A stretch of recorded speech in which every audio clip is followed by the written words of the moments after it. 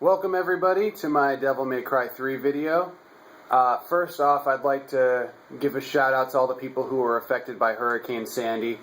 I hope that if you're out there you haven't sustained any serious damage, and if you have, that it gets repaired and everything back to normal quickly for you. My heart goes out to you. I got lucky here in Harrisburg, Pennsylvania, that it didn't really do too much, so again, I lucked out and I'm now able to bring you this video as a result. So with that said, I'd like to say welcome to my new mini-series. I'm going to be doing a full walkthrough of Dante Must Die difficulty on Devil May Cry 3 on the HD PS3 Special Edition yada yada collection. I played through the games when they first came out in the early 2000s. I was a teenager then, so you can imagine teenage boy plus reckless ravaging of monsters and demons and stuff tends to mix pretty well. I definitely love this series. I think it really set the standard for a lot of action type games. That said, when it came out with the re-release in HD and trophy support and all that, I figured, I would go through them all again. Now, 3 was my favorite of the trilogy, and I believe that the Dante Must Die difficulty in this game was more difficult than the rest. Hence the video walkthrough. I thought it would garner some attention and people might actually like to see it. All that said, I'm going to load up my file here and kind of go over some of the basics, the things that I consider requirements for you to even really survive this mode. First and foremost, get used to the game, get used to the enemies. As you can see, I already went through normal, hard, and very hard to get a feel for all the enemies and the layout of the stages and everything like that. Rule number 1 that's key to Dante Must Die is run when you can. You don't need to fight every single enemy. If you know the lay of the map, lay of the land, whatever, maps, layout, and where you can and don't have to fight, it's just to your advantage to cruise right on through without any unnecessary combat. Also, I'm trying something a little bit different here. When I first played this game, I didn't have the special edition, and if I'm not mistaken, in that game, beating very hard did not give you the costume you see to the right, which is essentially a Super Dante. You have unlimited Devil Trigger. So I did go ahead and unlock that for this playthrough, assuming that it will serve me well, seeing as Devil Triggered enemies don't take much damage unless you're in Devil Trigger as well. So hopefully that helps. I'm sure it will.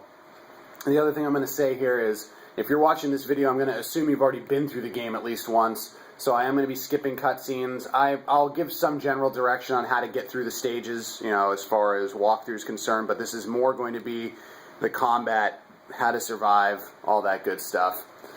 That also said, there's many, many, many different ways of playing this game, and my style even has changed since the first time I played the game as far as what weapons I like to use and what style I'm going to use and all that good stuff. I'll get into that in a second if it lets me show here on Mission 1. I don't think it will. Let's go ahead and skip through the epic intro to the game. Oh, great, it will. Okay, so let me let that come into focus. Now, I mentioned styles. When I first played this game, or actually, before I even explain that, get all of them to level 3. It's not too hard to do. You'll have access to everything you'll need. There are instances where I might want to throw on Trickster just to have, Skyfall or Star Dash or whatever the hell the Air Dash is called. Just get them all unlocked. Now, as you can see, I'm on Gunslinger right now, and this is what I was going to point out to you. I loved Swordmaster my first time through this game, when I was 19 or whatever I was. All I did was utilize the beat the crap out of everything approach, and it works. Don't get me wrong, I still enjoy it, and the extra button, the palette of selection of attacks you have is a lot more expansive with Swordmaster on, but I've really come to understand the value of maxed out Gunslinger with maxed out Ebony and Ivory. I mean, you do charge shot, you can keep yourself out of danger, you can still deal massive amounts of damage. It really seems to help the style meter, too, stay up pretty high, which is good for your health drops and all that good stuff. Royal Guard, I know there's some expert players out there that really utilize this well. It's never been for me. I've never been the sit there and take it kind. So, I mean, if you go with that, great. I know it can be very, very handy. I've never touched Quicksilver or Doppelganger. I wouldn't even waste my time with those. And Trickster for combat is a bit lacking. It's good for the stages where there's no boss fights and you want to get through it quickly. But I'd say for the most part, you're going to want Gunslinger and Swordmaster. And I'm putting the emphasis on Gunslinger. as far as my weapons are concerned, call me a traditionalist, going dating back to Devil May Cry 1. All I like to use are Rebellion and Beowulf. Give me my fists and my sword, and I'm happy, man.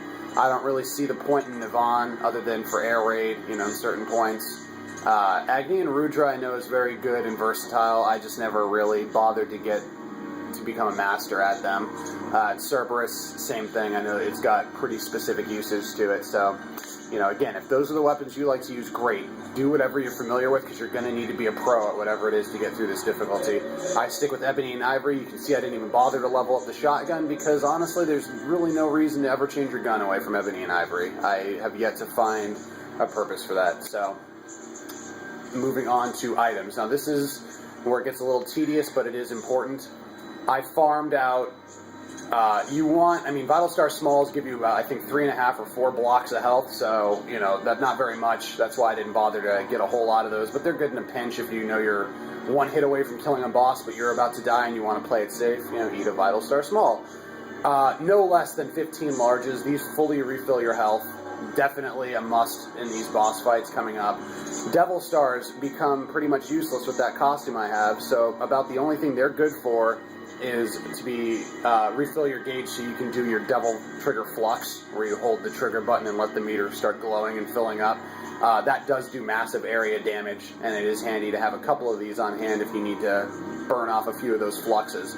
Holy Waters are going to be your bread and butter. I would say no less than 20, personally. I stopped there because I started getting tired of farming.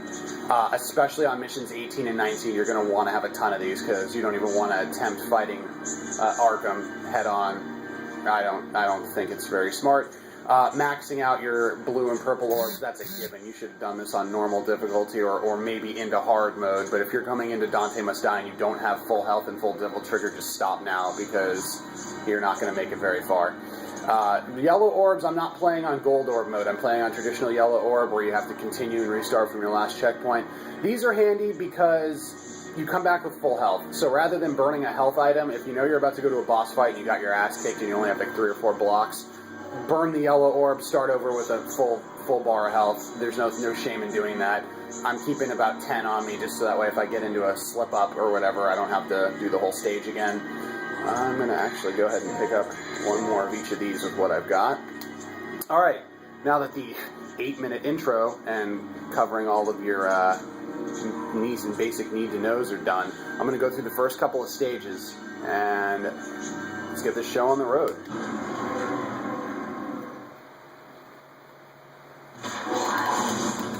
Now, of course, the key difference to this difficulty mode, if you didn't already know, is the enemies can use Devil Trigger if you don't kill them quickly.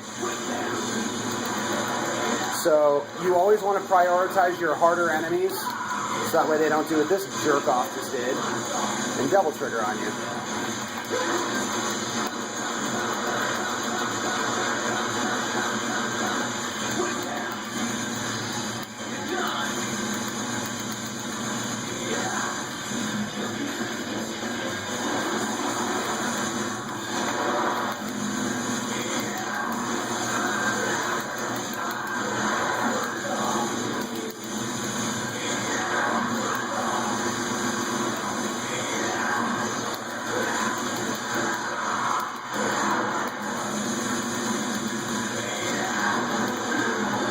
Always take care of these explosive guys first.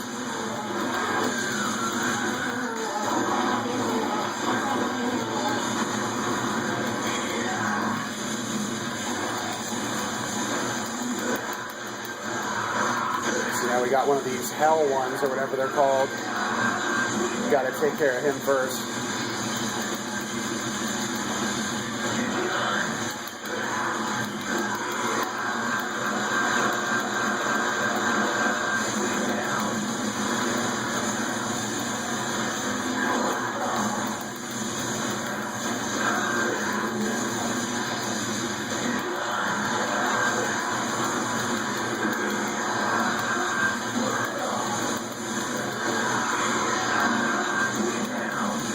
I'm actually surprised my style's staying up as high as it is, because I'm really not trying to vary the attacks very much, as you can see.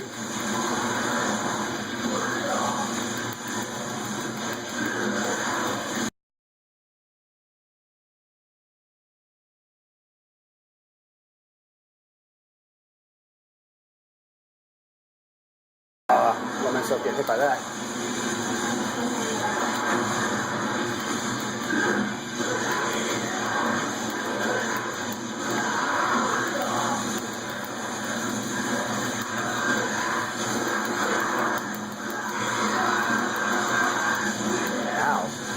Jackass.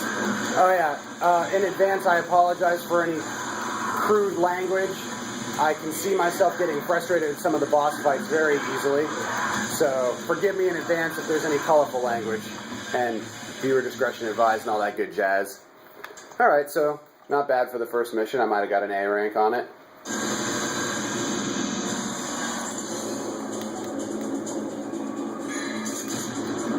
Not too bad, actually. If I had not let myself get hit, I would have gotten an S. I'm going to start a new save file. That way I always have a fresh slate ready to go. Dante Must Die. Alright, let's get mission 2 underway. Now, with this one, you encounter your first real boss, sort of real boss, the Sin Scythe. And this guy has a couple of little tricks you can exploit. Again, if you haven't already figured some of this stuff out, that's fine. That's part of the reason for the video. So once I get to that point, I'll start explaining a little bit more when you can see firsthand. Ah, that's a nice welcoming committee.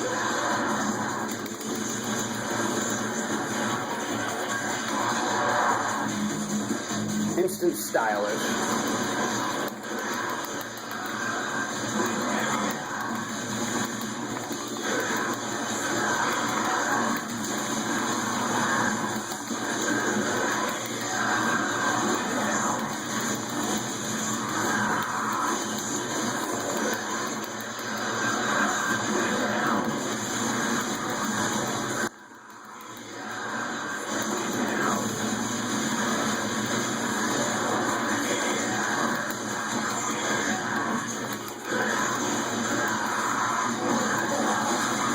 I hate that too. Devil-triggered enemies cannot be knocked back.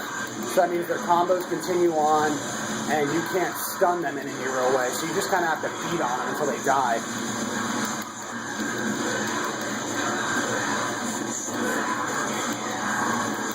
Which has caused me some problems right now. I let some of these guys get devil-triggered against me. And I'm not being careful.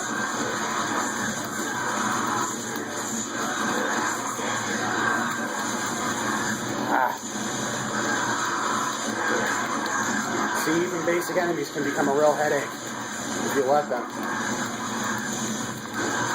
In a case like this, what I got to do is just focus on one and single them out.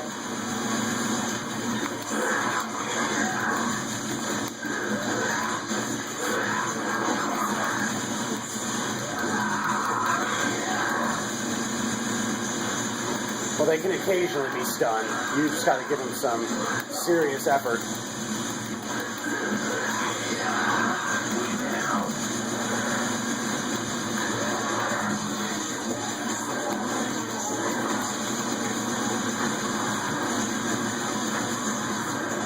I hope this footage is showing up okay. Oh, these sloths, the big white guys, you gotta kill them quick. They already have a lot of health and they're a pain in the ass if they get double triggered. You do not want to be dealing with multiple of these guys. I suppose that's where Mr. Explodey comes into play. I'm supposed to probably use him. Okay, I got him halfway dead. That's not too bad.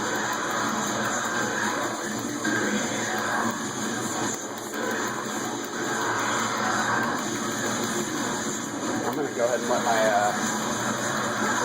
Oh boy, maybe I shouldn't do this.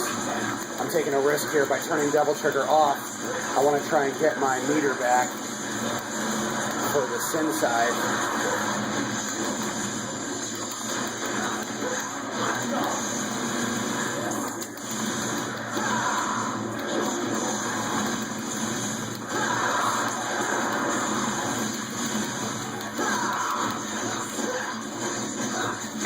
You see now I'm holding L1 up, and in the corner you can see the nodes are slowly turning red. That's the devil trigger flux I was talking about. If you don't know about that attack, it's one of your most invaluable assets. The longer you hold L1, the more of the meter will fill up red like that, and when you release it, you'll enter devil trigger state with a big flux. I've done it a couple times already, but I'll point it out to you once I start fighting the boss here. Now, I know I took a long time in the intro, but what I'm going to try and do is do 3 missions per video. This one's going to be a little long if I do that though, so I'll spare you and start mission 3 on a different video here. Die already, jeez. Alright, now. Alright, when you hear that, wow. Did not do that the way I wanted to at all. Went to explain myself and screwed up. Oh wow, have to do the whole mission over again, that's cool. Sorry about this, guys.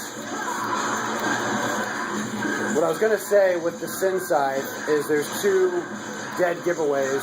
When you hear the bell toll, that means it's about to teleport and attack you like it just did. It'll either come up from the ground where you were standing, or it'll come at you laterally from whatever altitude you were at. So if you were jumping or standing, it'll come straight at you at that level.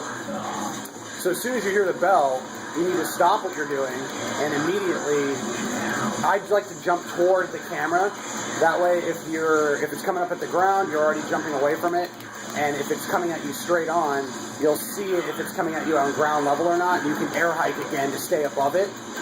On higher difficulties, it will do 2 in a row like it did to me right there, and I was completely caught off guard by it. And you saw how quickly that took me out. So I'm going to try and get back to it as quickly as I can here. So that way you don't have to watch me kill all these douchebags again. And I apologize for that poor performance there.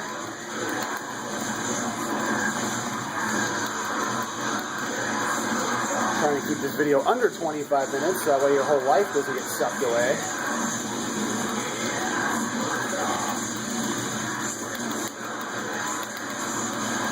Crap.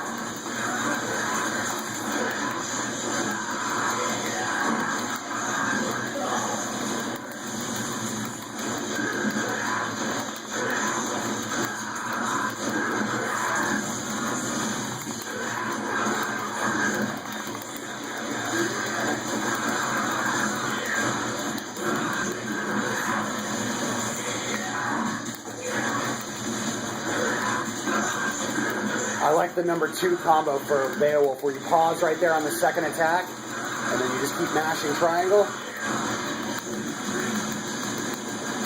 It's a good one. Now, of course, there's straight, Skyfall's that kick, Rising Dragon. A lot of good moves on that.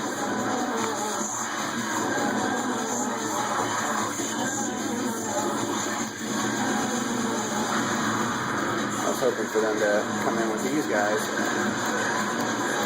There it is.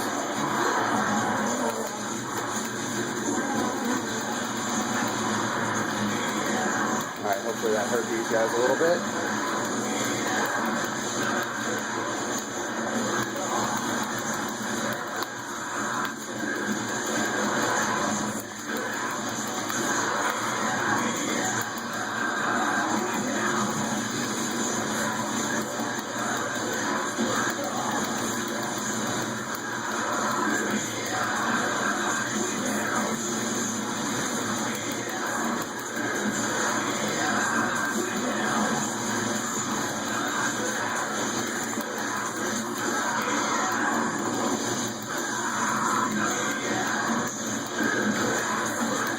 Through it a little bit quicker this time, it seems.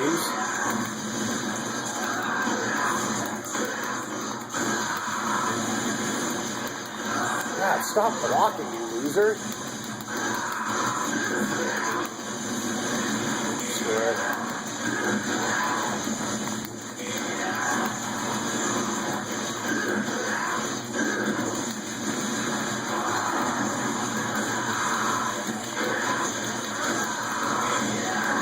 See how much of a pain these guys are when you let them get out of hand like this?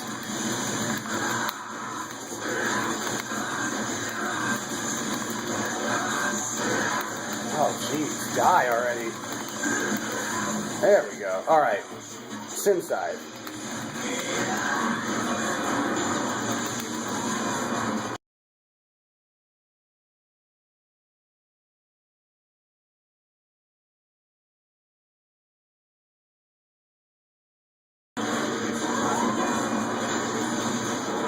Much better. All right, now the other trick with these guys you're probably going to see here shortly, or maybe not actually.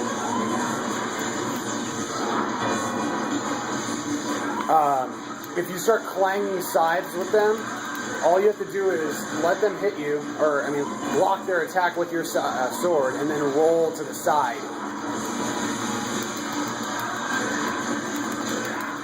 Like that. And then they're left open.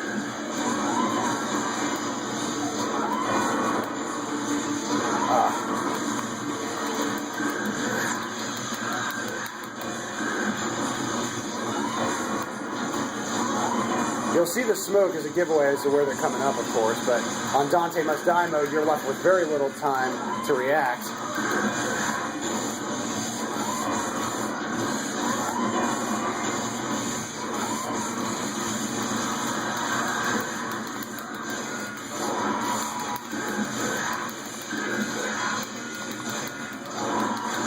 There we go. That's how you're supposed to fight those bastards. Alright, so I only used one yellow orb, no other items for the first two very easy missions.